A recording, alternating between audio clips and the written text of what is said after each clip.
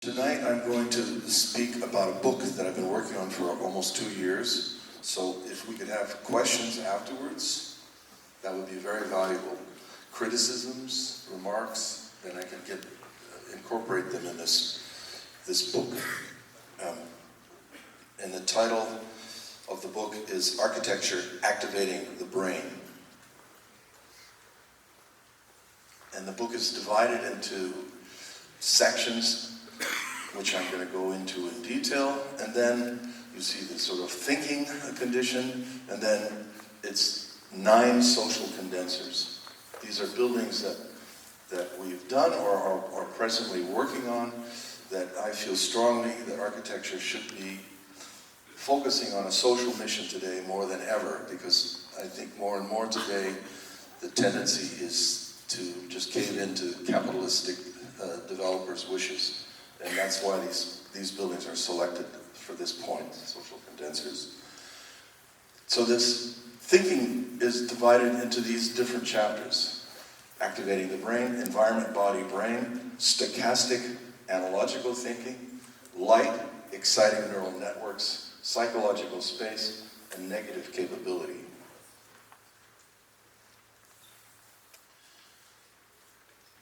This is one of the great spaces on the earth, and I gave the original lecture here on September 25th at the invitation of the Salk Institute, and I was nervous because the audience was 90% neuroscientists and just a few architects, and I was giving the talk with the brain scientist Eric Kandel, and he had just published a book called Reductionism in Art and Brain Science. And he argued that neuroscience, that the brain needs abstraction. This was exciting to me because I think that architecture needs abstraction. I think that I don't like the term postmodernism, modernism, deconstruction. I think that there's certain aspects that go beyond and transcend these sort of isms. And when I read this book, and he connects brain thinking to art and abstraction, it's a relief. It's really a beautiful thing. I don't pretend to be a scientist. I mean, I know a few details that I've read. For each neuron, there are an average of 7,000 synaptic connections. When you think of over 1 billion neurons in the brain, the complexity is astonishing. However, when we reflect on the biological, physical, and environment context, this complexity approaches the infinite. I made this diagram now this is the core of what I'm trying to talk about tonight. This is the core of the meaning of the book. That I made this diagram in Santorini, where you're on this beautiful island. It's white architecture. The sea is a cobalt blue all around. So the environment is really special. Every place we go, the environment is different. The environment affects the body for sure, and the body and the mind, they're inseparable. We know today more than we knew 20 years ago about how exercise affects how well we can think, about how fresh air affects how well we can think. So these 3 things are connected, and then at the core of it is the mind, and that's the creative center, the stochastic thinking part. But my point in this book is that that's not scientifically able to be pinned down. So that's the sort of, I wonder if we haven't found proof that Churchill's 1944 statement, we shape our buildings, thereafter they shape us. I think science is moving in amazing ways, and we're discovering things that we would never have imagined. For example, in this book by Siddhartha Mukherjee, The Gene and Intimate History, Mukherjee cites examples of environmental conditions making their imprint on the genes in our body in a crucial way that is in fact carried to the next generation.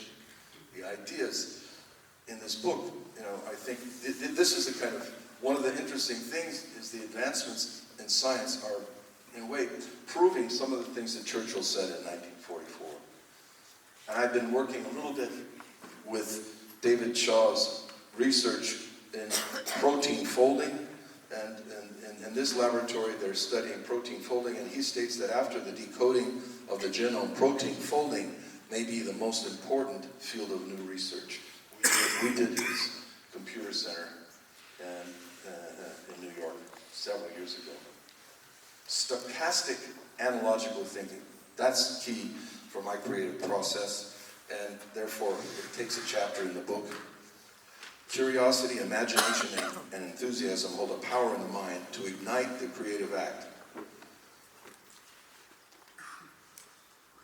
The opposite of scientific entropy, the creative act puts energy back into our world. From outer space to inner space, shifting in a red spectrum, spinning at 1,000 miles an hour on the ecliptic of tilt of 23.5 degrees, finds answering new energy in the creative act. So I often talk in my office to my staff about this gulf, which is the logical, unbridgeable gap. You know, we try to have an idea that drives every design. So you're over here on the left, you're in the world of concepts and propositions. And my first building that was of, let's say, international consequence was 20 years ago. Actually, some of the people, Justin Rüssli, who worked on it, and the Hervé de Scott engineer who worked on it 20 years ago. And that's one of the, let's say, the moment of my office becoming something other than just me as a professor and a couple of residences. And that bridges the gap, the idea of intertwining when it's realized in physical space and light. So this world of sensory experience, the world of phenomena. But you don't always get to do that. You don't always get to bridge the gap. And just as a few examples. There's a concept drawing, this idea of intertwining, the idea of the light intertwining with a section of the building. From the competition, some drawings, the realization being very close to those drawings, the spaces and the light of that building. Another a case where the concept is very, let's say, clear. The idea of the stone and the feather, this is the Nelson Atkins Museum in Kansas City, and we completely broke their program. The building was supposed to be added on to the north. We said no. We went down the side, and I said to them, I had the courage to break all your rules in the competition because I read in your facade, the soul has greater need of the ideal than of the real. And that building is 10 years old in November. This is just to illustrate the way the single idea, the single concept drives a design. I'm not going to do any buildings in detail in this talk because it's the nature of the book to try to get the points across. So this chapter is about light, exciting neural networks, the importance of natural light. It's extremely important. And Lebbeus Woods, my old friend, wrote, light is the main thing. Light is a natural phenomenon, the complexities of which reveals the structure of human consciousness. Objects, including buildings with their absorption and reflection of light, stimulate a human brain's neural networks, in effect activating the brain. The more complex and nuanced the simulation, the more fully the brain comes to life. When I was a student, I lived behind the Pantheon, and I went in there every single day, and it was always different. I had a special arrangement with the guard. Before the tourists would come in, he would let me go in and look at the light. It was amazing. On a rainy day, the way the raindrops would bring the light down into the cuts in the marble floor that the Romans put there 2,000 years ago. I grew up in a town that doesn't have any architects. Manchester, Washington, a town of 600 people.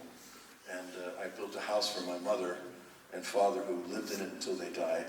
And we still own this little cabin there. But the point is that natural light, the way it reflects on a big body of water, was something that was, in a way, the way I grew up, and probably maybe influenced why I think that light is such an important dimension of architecture. But one building that revolves around that is the Chapel of St. Ignatius.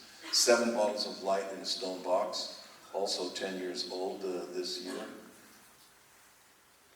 And I won't speak about it in detail, but you can go on their website, and they actually describe every idea, all these abstract ideas as an architect I'm having that brought the building through to completion. But what I'm happy about is they understand it, and then on their own website they describe the concepts, the architectural concepts. Another building which is working with northern light, north of the Arctic Circle, the Knut-Hamsun Center, where the sun never reaches above 47 degrees, and then in the month, actually, the sun just came up, I think, about 2 weeks ago. In the month of January, it doesn't come up at all. It's just a glow on the horizon. And the people that live up there say, oh, you have to come and see it. It's so mystical and spiritual. Just the pink glow on the snow. I haven't been there at that time of year, but I can imagine. And this is a center built for the most, let's say, controversial writer in Norwegian history. And I focused on a part of his work which was early on in his career, a novel called Hunger.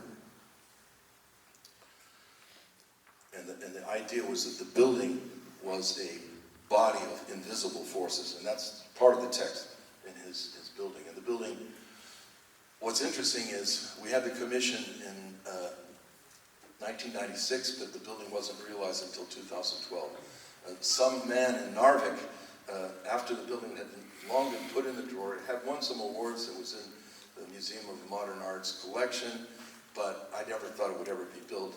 And he contacted us and he said, Norway needs this building. I'm going to the government and I'm going to get it funded, and he did. There's the light just before it goes down. It doesn't come up for a month. But it was probably when I was working on it, and this is back in '96, it was a very controversial project for a number of reasons. The site, but the interesting thing, I mean, they built a beer tap and a tavern and sort of served beer out of it. They had cartoons. And I think there was something like 300 articles trying to, denigrate the building. In fact, one teacher sent her students out in the landscape to sketch vernacular buildings, like barns and things, and the students all came back with pictures of the Knut-Hamsun, because that was what was in the newspaper.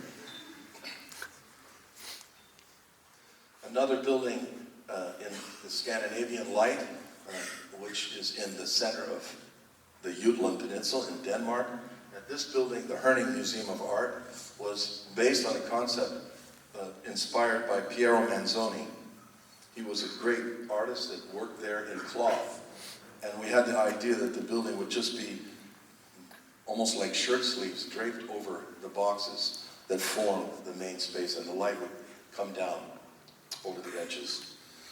And another type of, let's say, working with light is what I call driven voids of light. And that was the Glasgow School of Art. This is a very difficult project because we were adding a new building, slightly larger, to one of the greatest architects, Mackintosh. 1904 opened the Glasgow School of Art. And right across the street we have to, almost double the size of it. So the idea of the building comes from his library, the idea of driven voids of light that come down through the building. And they actually support the building. They're the structure of the building, they're the air exchange, they're the light, and then they mark time by the way the circulation walks through the building. So this is where kind of all the forces, it's also all naturally ventilated. Super green. This is the concept for the Princeton Center, Lewis Center for the Arts. I based the idea on what I call liquid light, to bring all these forces of these different art buildings together at a forum in the center of the campus. This is also an entrance building to the campus. And I won't go into detail about the building. You can find it on our website. It just opened in October, but you can see 3 buildings, one for music, one for dance and theater, and one for poetry and literature, all forming an entrance quadrangle to the new campus. And That's actually how you arrive at Princeton now, off the dinky train, up that stepped ramp. But the most important thing is that the forum, which brings all the forces together, becomes a kind of social condenser, and there's liquid light coming down from the pond that has these huge skylights underwater. There's the forum, which I call the kind of social condenser space, bringing all the arts together. And I thought I had a video of this liquid light, how it shimmers. This is this amazing liquid light that we want to happen in the forum, because the light is animated. It isn't just natural light coming from a skylight, but it's through a skylight that's under 10 inches of water, so it dances with the sunlight and the refraction, and it has a different feeling all through the day, all through the seasons, and whether or not the wind is blowing. So really, here you are in a kind of underground, but you're really connected to nature above.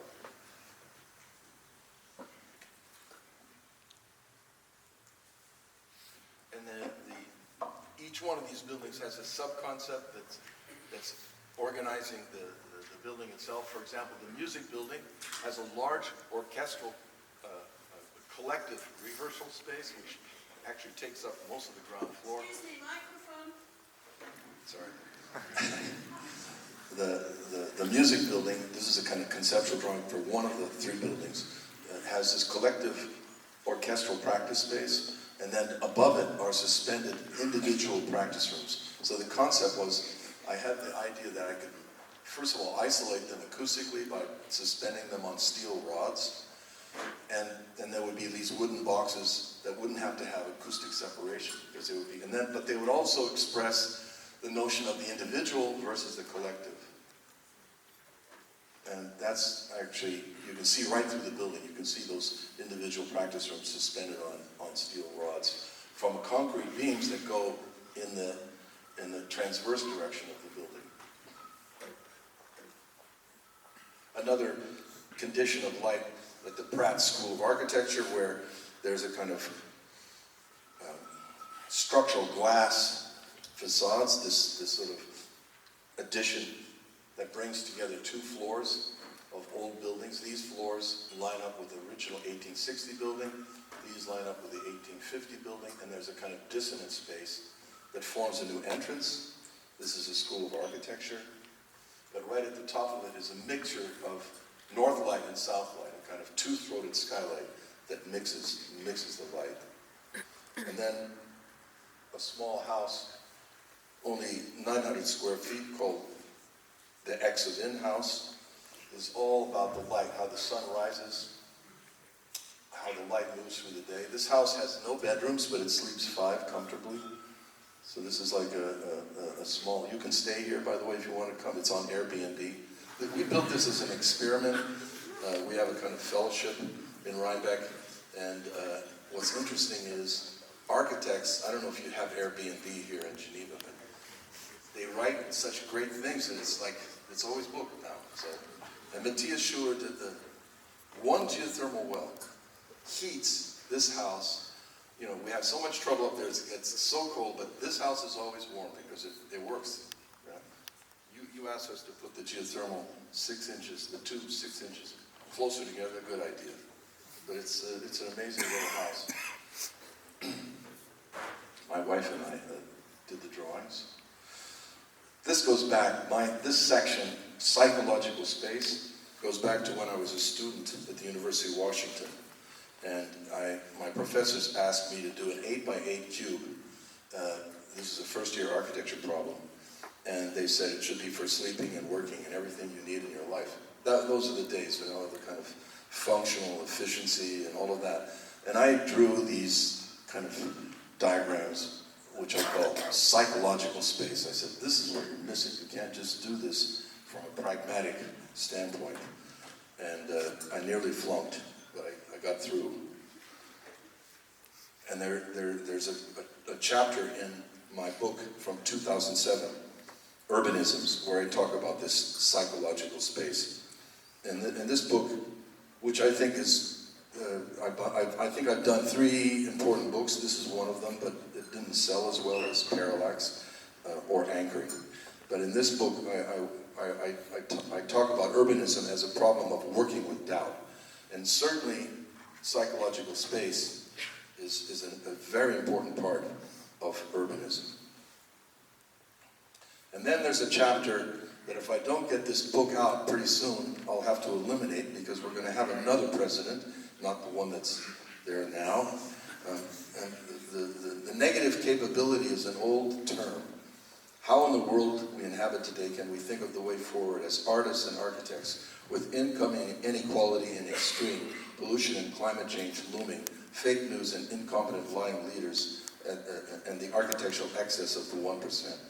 We don't have answers, but perhaps we can ask relevant questions. I remember reading about a discussion between the poets Yeats and Rilke that took place while they were walking home after a poetry reading. The topic was the future, the way forward. They argued for over an hour or so and came up with the term negative capability. This is, briefly, to take all the negative aspects of the civilization around us and to gather them inside oneself and with the spirit and still make a creative contribution. As the poet Kenneth Rexroth said, against the ruin of the world, there is only one defense, the creative act. So I will just go briefly over these 9 social condensers. These are projects that are ongoing in our office right now, and I'm very proud of the fact that we have, over the years, been able to have these kinds of commissions that have a social program at their heart. When I say a social condenser, what are the fundamental aims? To provide public spaces open to all, not just the 1%. To give spatial energy to this openness via a sense of invitation and urban ferocity. To excite potential creativity and interaction via architecture. To aim to carry this energy beyond the boundary of the site. And to apply the most advanced science and technology so architecture serves as an example for the future. This site is amazing. It's across from the United Nations in Manhattan. This is Lou Kahn's only building, the FDR Memorial, and there's our little Hunters Point Library. I'm very proud as a young architect to be able to build a little library like this in New York. And you have to understand that this context, these towers, this is what's happening to so many cities, just privatization. And the developer who was building one of these offered the library, the people that were trying to get the library built a few years back, to give them 3 floors in the bottom of one of these towers for free, if they could have this site.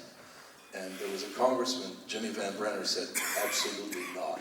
We want a public building. We want an architectural expression of our library. So he stands as one of the kind of, we're doing a book on this building because it's so complicated to get a public building built in the present political circumstances. This building, I think, will stand as a kind of example.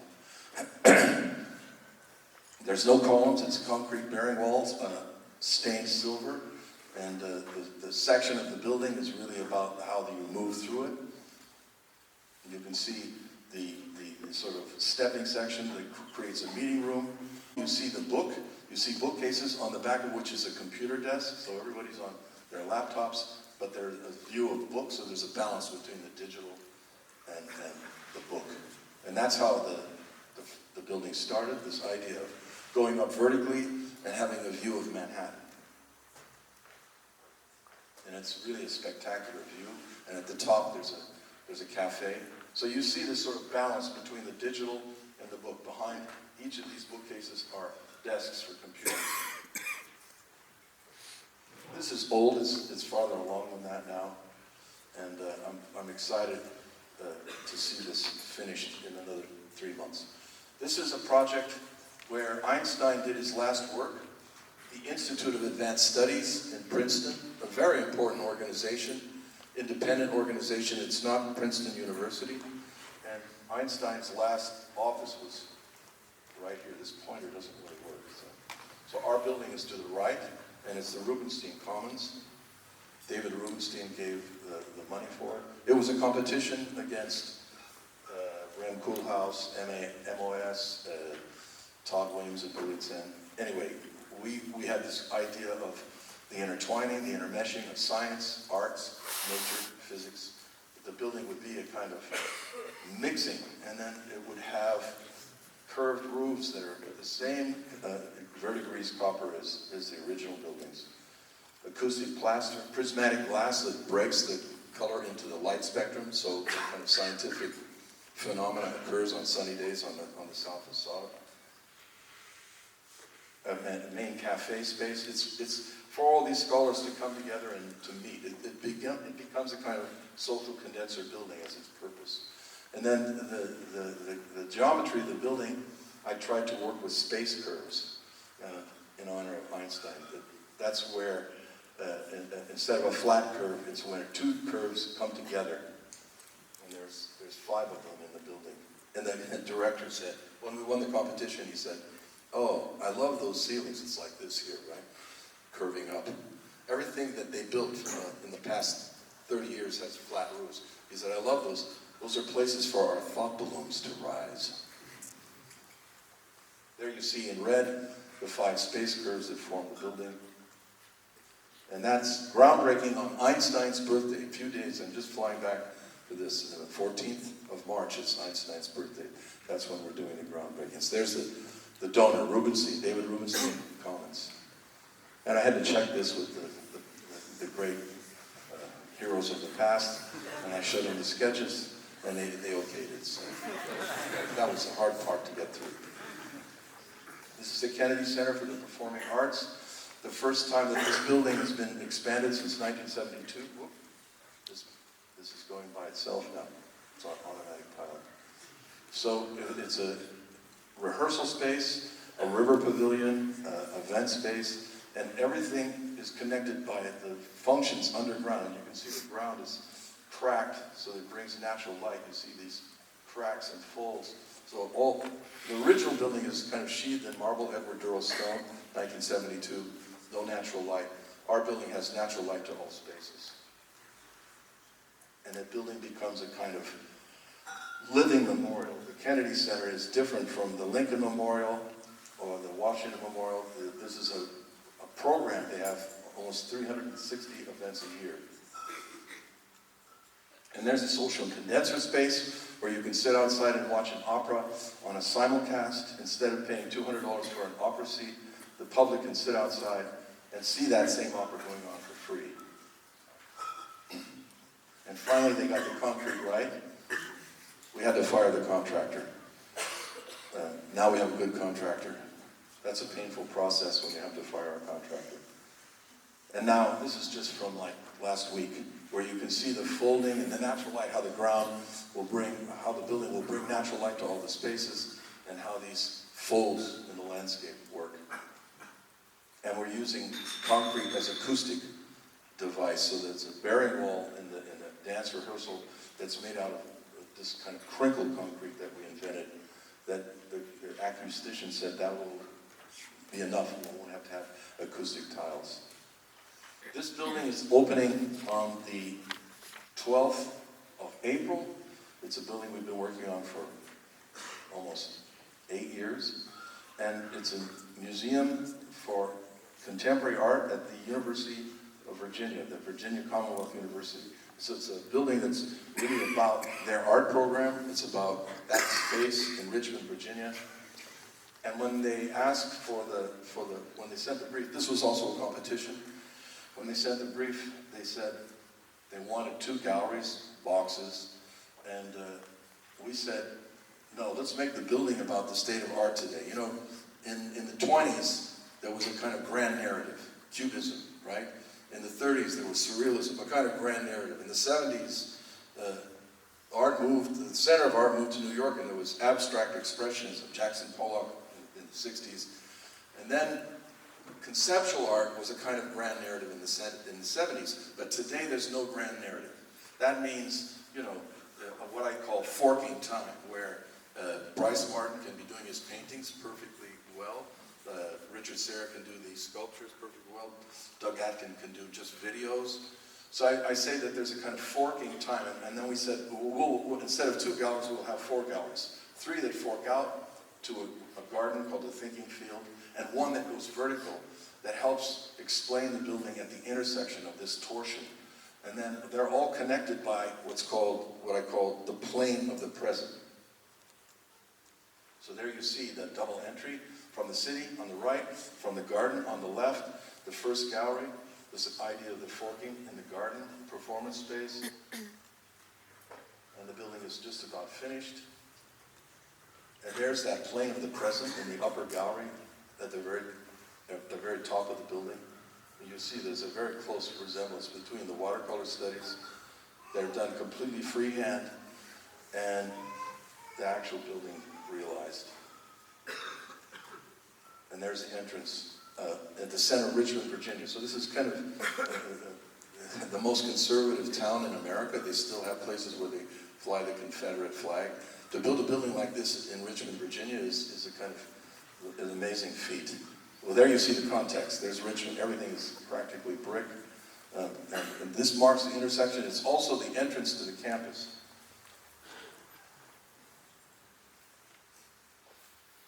And that's the garden of the thinking field, which will have a cafe opening out onto the garden. This faces the university. And there's the plane of the present.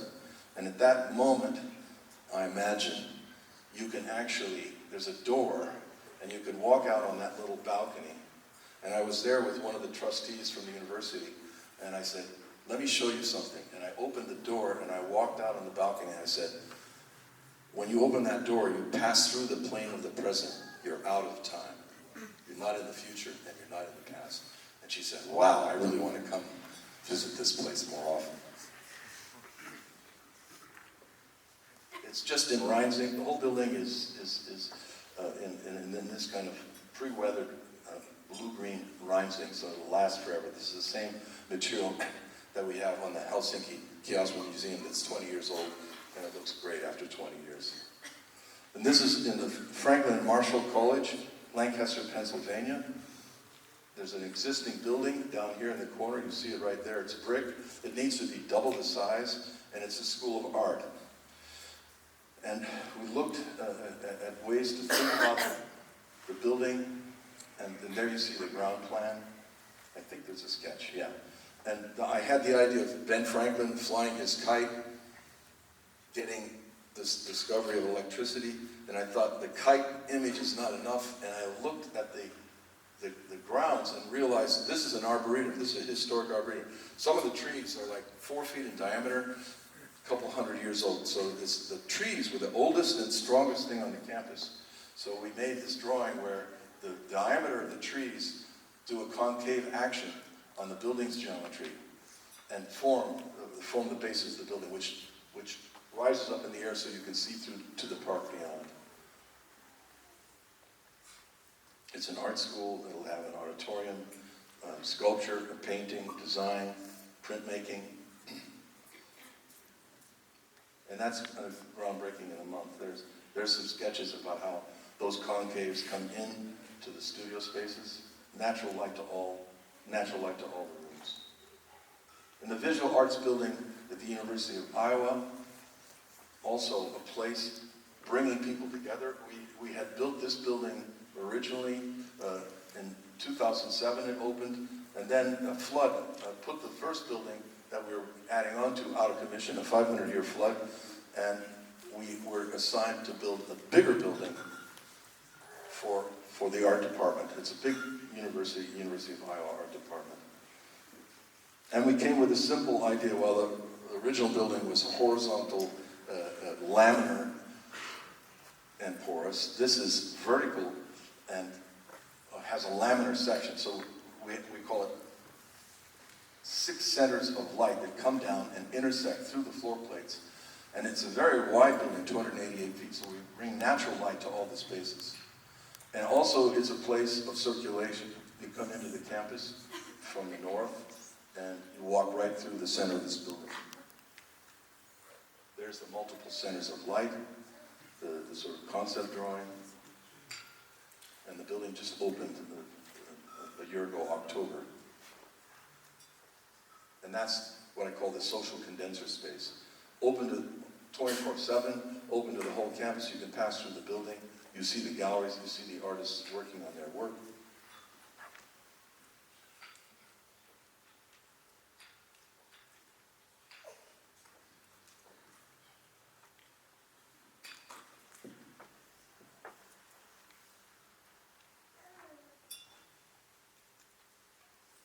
this was the opening. There's the president of the University of Iowa saying that it's the most interesting building on the campus. Really about this inner space, this social condenser space. And I think that's another aspect of these projects. My old professor, Herman Punt, said a building needs to be more exciting when you're in it than when you look at it. And that haunts me. So I'm always thinking of what he said, because I think today with the internet and with this kind of plethora of images, young architects are just making buildings that you look at. There's no real depth core on the inside. So I think that this idea of this inner space, the importance of the inner space is really important.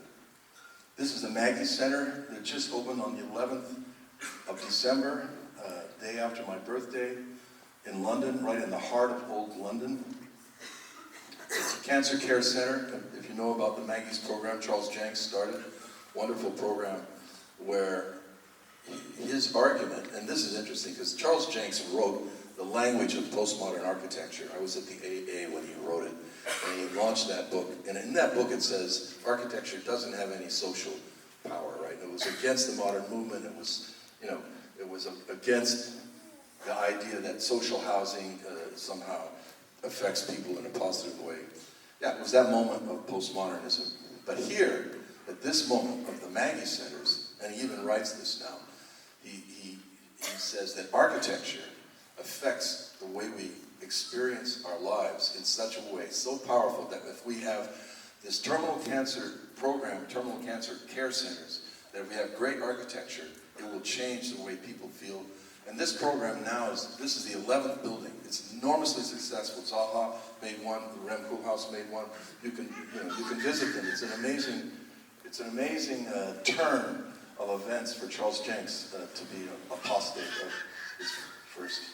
Anyway, we had the idea of music because it was at St. Bart's where the original music was shape notes, which is a kind of Gregorian chant, way of denoting musical notation before the 5 lines of the staff. So I was sketching 13th century noon notation. Noon, by the way, in Greek means breath of life. I think music is enormously important, and especially for health and someone trying to heal themselves. Music becomes a kind of force. So that musical analogy connected to the site, the deep site history, but also it connected to a kind of vital force I think is comparable to architecture.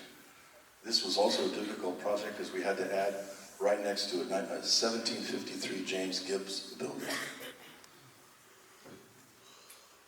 But it's all done in bamboo, natural bamboo, no finishes, and you see the shape notes done in Okalux, which is made in Germany. It's a special material. It's super insulating. And we've developed a way that you can make a new kind of stained glass by a color film between the 2 layers of Okalux. And the concrete is exposed. So this building, I always say that structure is 20 to 25% of the cost of the building, and it ought to mean something with the idea of the building. So that thing within that thing, the structure is like a kind of concrete hand, and then the bamboo basket on the inside, and the musical staff on the outside. And during the day, it's much more subdued. So it sits more quietly next to its limestone neighbors. But at night, it takes on this inviting, especially in those London nights in November when it's raining and it's dark already at 5:30. This becomes an inviting place. And the second to the last is the Museum of Fine Arts. This was a competition against Morphosis and Snohetta. And in order to build this site, had to be vacated. There was a church parking lot, and the charge was build a 7-story parking garage first, and then you can build a museum on this side. And what we proposed was to not build a parking garage, to put a layer of parking underneath the whole site, and to build a brand new school of art, because the school was only 40,000. We said, in the future, you should have a bigger school, a better facility. By the way, that was the first program of the Museum of Fine Arts in Houston was a school of art, a place of learning about art. So we convinced them, and then we got a unanimous vote, but then they realized they're going to give us 2 buildings instead of 1 building. So it took them about a year and a half to come to terms with it. The building that was the main focus it's called the Kinder Pavilion. It's a new art museum with 3 levels of galleries. And the idea of clouds, the big clouds in the Houston sky, pushing down on the roof, that buckles the roof and brings us a kind of geometry of bringing light. And there you see the sort of garden. We double the size of the sculpture garden. This is designed by Isamu Noguchi. And there's the new glass house school. There's the Kinder Pavilion, which has what I call a cold jacket on it. That is tubes of glass that are hollow. So when the sun hits them, it draws the air out by chimney effect and lessens the solar gain. Houston is a really sunny, hot place. Lessens the solar gain on the building by something like 90%. And there's the kind of social condenser space that's also open to everyone, the cafe. And there's a kind of social condenser space for the Glass House School, a new sculpture garden, a new event space coming into the building. Inside the Glass House School, a place for students to hang out, to put their artwork up, getting onto the studio spaces. That was just poured, I think, 2 weeks ago. And there, the building's been topped out. It's made out of precast concrete wall pieces that are like the size of Stonehenge. And that's the structure of the building. There's no columns. So what you're looking at, the walls hold up the building, and they're slightly torqued because the building itself rises at a slight angle, and we wanted to bring that angle in. But there's also the Noguchi sculpture garden has these slightly sloped walls that match up with these angles on this building. And every studio has an operable window, which I really had to fight for in Houston. They didn't want to have, they wanted it all air conditioned. You see those little squares, those are all operable windows. It's natural ventilation to everything. So that's the structure as well as the skin and everything. Building is built enormously cheaply. It's a school of arts, very rough on the inside. All the concrete is exposed. And that's the light of the museum building, the sort of clouds pushing down, bringing the curved light. And there's a mock-up of the cold jacket, the big tubes, 30 inches in diameter, that will draw the sunlight up the wall and reduce the solar gain, but also bring natural light into the galleries at mid-level. And the last I want to show is a project I'm very proud that one of my clients, I did a very expensive house in Korea for Dr. Chung.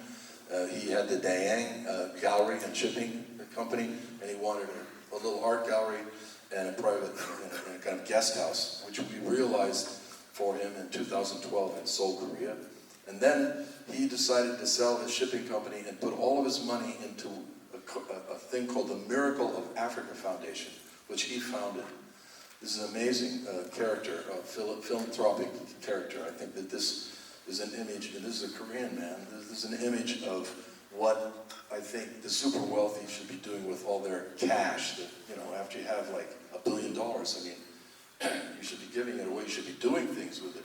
So this is a new campus that's going to be built under this. I'd never been in Africa before. That was scary, actually. A guy from Manchester, Washington, going to Africa.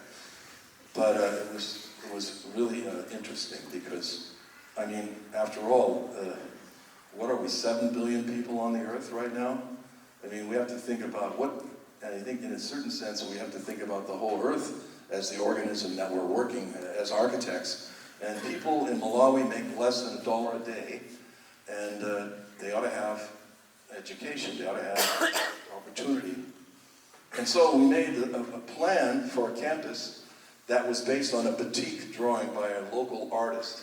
And there were these colors, and then you can see the library there in the center, 60 meters by 60 meters. He gave us that program. He wanted it that size. And Matthias Schuler, who's here tonight. Matthias, are you here? Where are you, Matthias? So this is a case where I said, okay, we're making something in Africa. The problem there is there's no power. They have a shortage of electricity, and the other problem is deforestation. They cut down trees for cooking. So I said, let's do a section of the building that starts with this problem. So what could it be from maximum sunlight in a library and maximum solar energy from TVs on the roof? And he gave me this drawing. Oops, I guess I'm sorry, I don't have your drawing here. That was a different lecture. Anyway, he gave me a drawing that basically was that idea. Yeah, it was basically that idea that you could bounce the curved light off. You would have a better distribution of the natural light, and you could provide 100% of the electric power on just 2 of these leaves. So this is in working drawings. It's going to break ground in a few months. And there it is on site, a kind of a pasted version of it. And they built this lake already. And one of the nice things is I said to Dr. Chung, I said, look, you can't just start a campus with a library. You need places for people to stay. So there's a dormitory with classrooms that's made out of Malawi earth, a kind of stone, a kind of pressurized block that was developed by the company Lafarge that doesn't require firing. Therefore, it will not be about deforestation. So this building is actually going to be built first now, the little dormitory and classrooms, and the library will come 2 months later.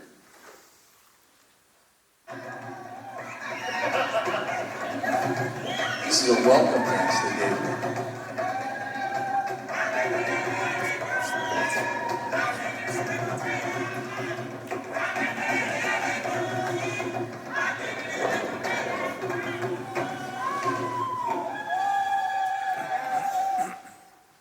Amazing people there. And I don't have this in my program, but I'm very, very honored that we're working here today. In fact, we have meetings tomorrow, and we had this morning, and it's based on a concept we call the colors of humanity. The next time I give a talk here, I'll give it in deep detail, because I'm sure people will be interested, but we're just in the middle of working on it. So that's my talk, and I would appreciate anybody to tell me you shouldn't put in negative capability, just leave that out. Or maybe you shouldn't put in the buildings. Actually, one person said you shouldn't put the buildings in, just do the thinking section. And that's the working cover of the book. Thank you.